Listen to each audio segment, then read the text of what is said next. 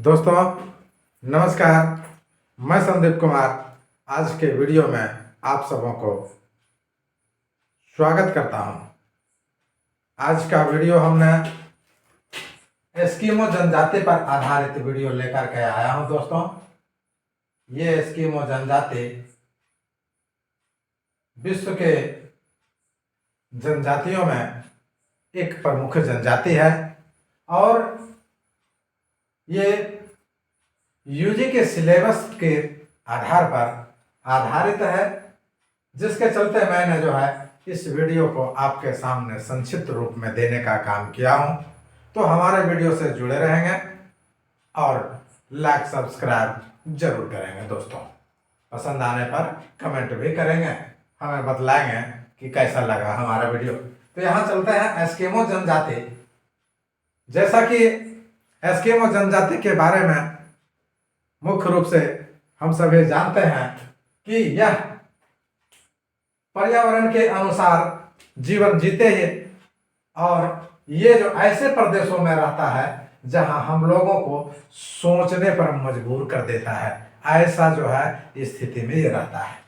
यानी बहुत ही विकट परिस्थिति में अपना जीवन यापन करता है। इस जनजाति के बारे में हम लोग देखेंगे, एस्किमो जनजाति। तो सबसे पहले हम लोग देखते हैं कि ये जो है इसका निवास स्थान कहाँ है, तो ध्रुवीय प्रदेशों में है। ये ध्रुवीय प्रदेश कहने का मतलब हिम से ढका हुआ प्रदेश, हिमाच्छादित प्रदेशों में रहता है, जहां वर्ष भर हिम नजर आती है, ठंडे ही ठंडे नजर आते हैं। ऐसे प्रदेशों में एस्किमो जनजाति रहती है। और अक्षांश की बात किया जाए यदि तो 65 डिग्री से लेकर के 75 डिग्री के उत्तरी अक्षांश में ये जो है लोग रहते हैं। और इसका विस्तार को देखते हैं हम लोग कि ग्रीनलैंड से पूरब में, कहां से, ग्रीनलैंड के पूरब में और बोरिंग जल संधि तक, यहां से विस्तार में। ये महत्वपूर्ण बनेगा इसलिए 2-3 बार मैं रिपीट कर दे रहा हूं कि इसका विस्तार जो है ग्रीनलैंड से पूरब में बोरिंग जल संधि तक है और पश्चिम में आप देखें तो अलास्का के विस्तृत क्षेत्रों तक जो है एस्किमो जनजाति फैली हुई है। स्पष्ट हुआ। अब आगे देखते हैं हम लोग कि यहां जो है रूसी परिसंघ के एशियाई ध्रुवीय तट पर इसे टंगस या यूकागिर के नाम से जाना जाता है। आएगा प्रश्न कि एस्किमो को रूसी परिसंघ के एशियाई ध्रुवीय तटों पर किस नाम से जाना जाता है, तो इसे जो है टंगस और यूकागिर दोनों नामों से जाना जाता है।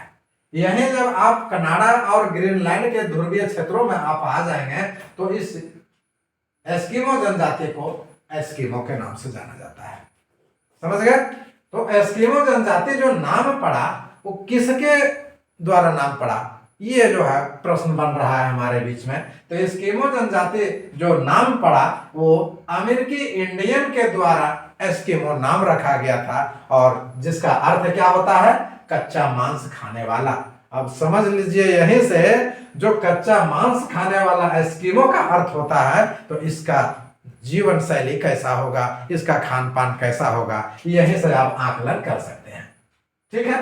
अब यहां चलते हैं हम लोग कि ये जो है इनके शारीरिक बनावट को आप देखें तो शारीरिक बनावट जो है मुख्य रूप से हम विस्तृत रूप में देखेंगे तो सबसे पहले इसका कद पर चलते हैं। कद काठी ऊंचाई पर तो ये मंझले तबके के होते हैं, मीडियम साइज के होते हैं और ऊंचाई यदि सेंटीमीटर में कहा जाए तो 150 to 160 सेंटीमीटर तक होता है। और इस प्रकार यदि जो है आप इधर देखेंगे कि इंच में, सेंटीमीटर में, तो लगभग जो है 5.5 feet, 5 feet 4 inch, 5 feet 2 inch के आसपास में ये इसकी ऊंचाई होती है। रंग में देखें दोस्तों तो इसका रंग जो है बिल्कुल कैसा होता है, भूरा और पीला रंग होता है। कैसा, भूरा और पीला होता है। चेहरा एस्किमो जनजाति का गोल होता है और थोड़ा सा चौड़ा होता है। वहीं शरीर देखिए तो शरीर जो है इसका कैसा होता है, मांसल किस्म का होता है लेकिन बेडौल होता है। मित्रों आंखें काली होती है और छोटी होती है, बादामी किस्म की होती है। कैसे? काली भी होती है, छोटी भी होती है और बादामी किस्म की होती है। अब नाक की बात कहा जाए, देखिए हम लोग का नाक, ठीक है, लेकिन एस्किमो जनजाति का नाक चपटी होती है और वो काले रंग के होते हैं। लेकिन जबड़े की बात कहा जाए तो यहाँ आप देख रहे होंगे हम लोग का सामान्य व्यक्ति का जबड़ा और एस्किमो का जबड़ा, यहीं से आप पता कर सकते हैं कि ये कच्चा मांस खाने वाला है तो इसका जबड़ा मजबूत होगा। और कैसा होगा? भारी है, दांत मजबूत है, इसी से जो है ये मांस को खाता है। अब यहाँ आगे हम लोग चलते हैं कि यहाँ जो है इसका, ये तो शारीरिक गठन की बातें हो गई।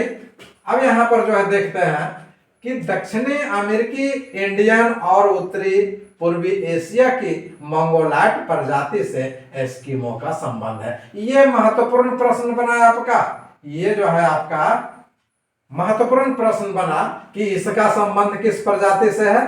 तो उत्तरी अमेरिकी इंडियन और उत्तरी पूर्वी एशिया की मंगोलाइट प्रजाति से इसका जो है क्या है? संबंध है। यहां स्पष्ट हो गया आपका, ये मंगोलाइट प्रजाति से संबंधित है और दक्षिणी पश्चिमी इंडियन उत्तरी पूर्वी एशिया की मंगोलाइट प्रजाति से ये संबंध रखता है। स्पष्ट हो गया। अब यहां देखते हैं इसका चारित्रिक विशेषता क्या है, इसका कैरेक्टरिस्टिक्स देखते हैं कि कैरेक्टरिस्टिक्स फैक्टर्स क्या है। आप देख रहे हैं कि ये मांस खाने वाला है तो निश्चित रूप से ये कैसा होगा? ये निडर होगा। मांस कहां से मिलेगा? घर बैठे मिलेगा क्या? नहीं, इसे शिकार पर निर्भर रहना पड़ता है। और वो शिकार क्या करता है? वो मछलियों का शिकार करता है, पक्षियों का शिकार करता है और पशुओं का भी शिकार करता है। इसमें ढेर सारे हैं, मैंने जो है कुछ कुछ लिखा है। देखिए ये निडर होते हैं इसलिए ज्यादा शिकार करने में सक्षम है। और दूसरी बात है, इन्हें भोजन आराम से उपलब्ध नहीं हो पाता है, जिसके कारण भी शिकार करना इन्हें मजबूरी हो जाता है। तो जीवन जो है बहुत ही कठोर परिस्थिति में ये बिताते हैं और मुख्य रूप से मछलियों को, पक्षियों को और पशुओं को जो है ये क्या करते हैं?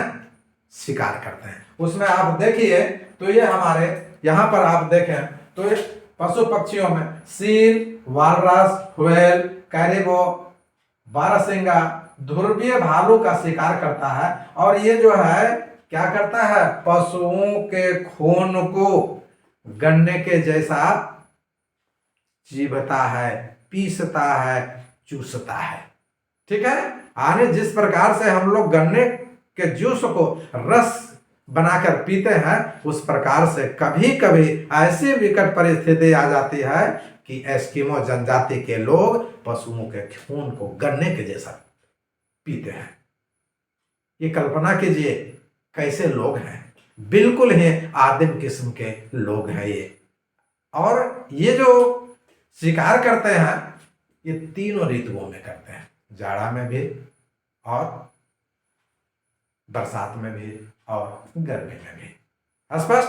अब यहां हम लोग देखते हैं कि क्या है कि इसके चारित्रिक विशेषता में, अब यहां देखिए कि बसंत काल में जो शिकार करता है, एक नंबर का प्रश्न आएगा आपके पास में कि वसंत काल में जो शिकार करता है उसे किस नाम से जाना जाता है?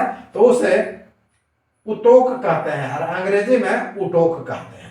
ठीक है, UTOQ, उटोक के नाम से जाना जाता है। अब इधर चलते हैं थोड़ा सा हम लोग कि ये कहाँ कहाँ रहता है, कैसे जगहों पर रहता है, किस प्रकार का जो है ये शिकार में किसके मदद लेता है, ये सब हम लोग देखते हैं। अब यहाँ पर देखते हैं हम लोग कि इसका जो घर होता है वो बर्फीले क्षेत्रों में, हिमाच्छादित प्रदेश में तो होता ही है। और वहां जो है चाहे गर्मी हो, बरसात हो, ठंडा हो, सारा एक जैसा है भाई।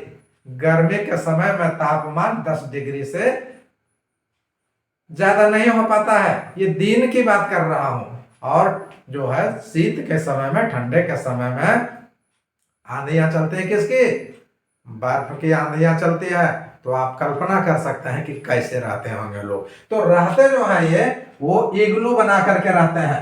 इग्लू कैसा होता है? वो अंडाकार भी होता है और आयताकार भी होता है। इस प्रकार का जो है वो इग्लू बना करके रहते हैं। इस प्रकार से जो है वो बनाते हैं और वो जमीन के अंदर से जो है इनका प्रवेश द्वार होता है और वो क्या करते हैं, ये यहाँ से सो करके जाते हैं और इसके ऊपर क्या करते हैं कि चमड़े का जो है वो कवर ढकते हैं।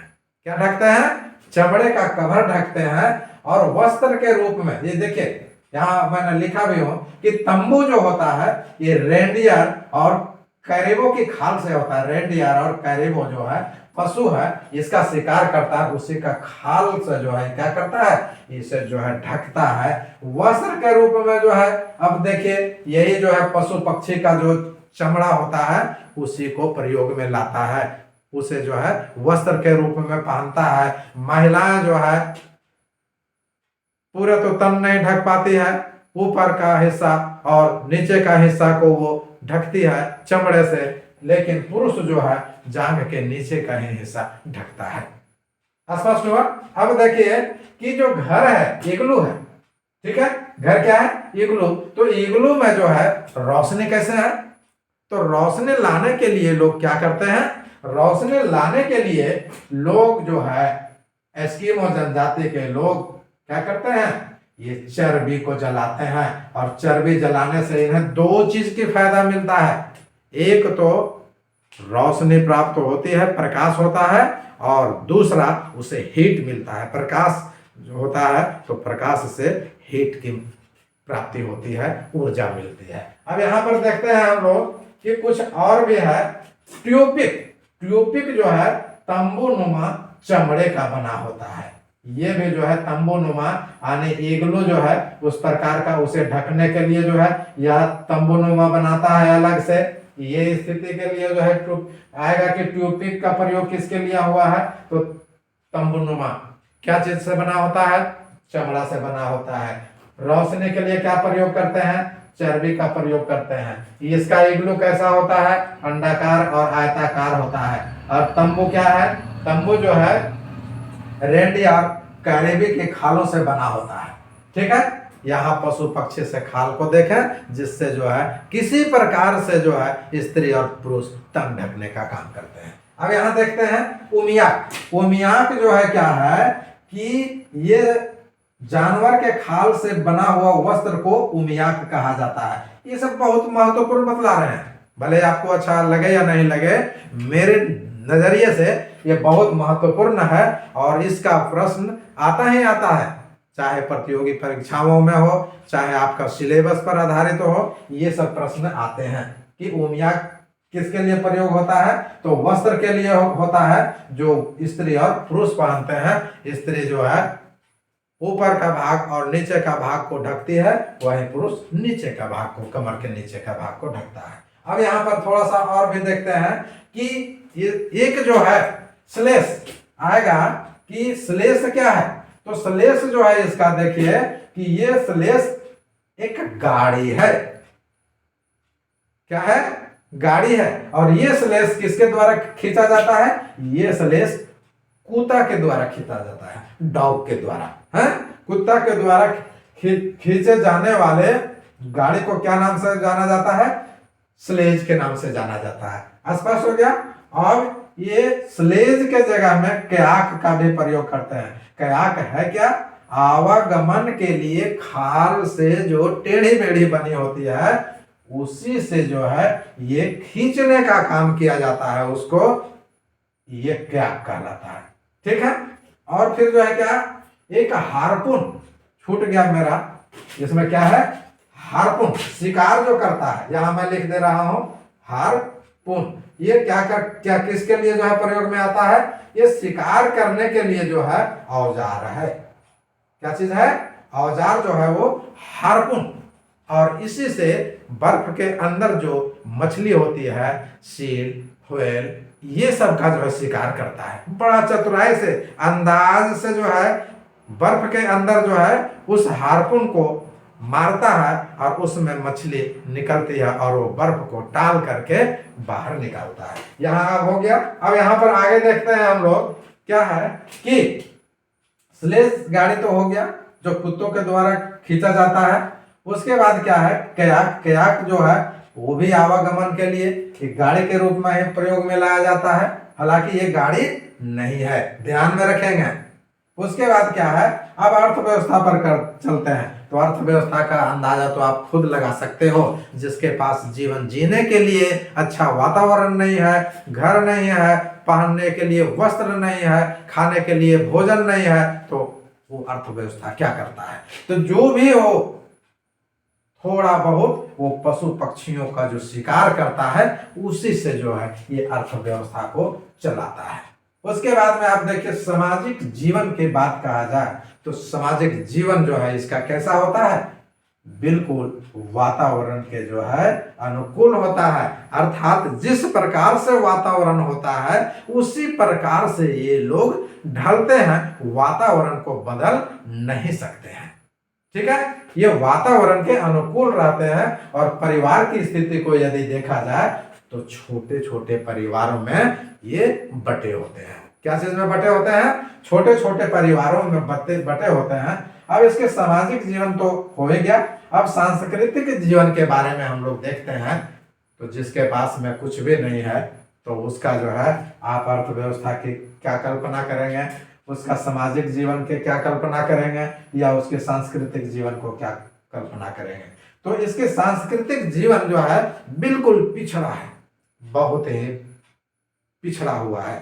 आप क्या इसमें देखेंगे कि खेल कूद भी कुछ करता है, बर्फ पर वो सब जो है इसके वो जनजाति खेल कूद करता है, कुश्ती भी करता है, स्लेज गाड़ी पर बैठता है। और उसके स्लेज गाड़ी को कौन खींचता है, कुत्ता खींचता है, डॉग खींचता है। आगे चलते हैं, फिर यहाँ थोड़ा सा और भी है अंत में कि अब वर्तमान समय में एस्किमो जनजाति यूरोपीय लोगों के संपर्क में आ रही है, जिस कारण उसके आचार विचार में कुछ बदलाव की स्थिति देखने को मिल रही है। तो आज का वीडियो एस्किमो जनजाति पर संक्षिप्त रूप में इतना ही है दोस्तों, कि किस प्रकार से विपरीत परिस्थितियों में जीवन जीने वाला ये जनजाति है। बहुत बहुत धन्यवाद।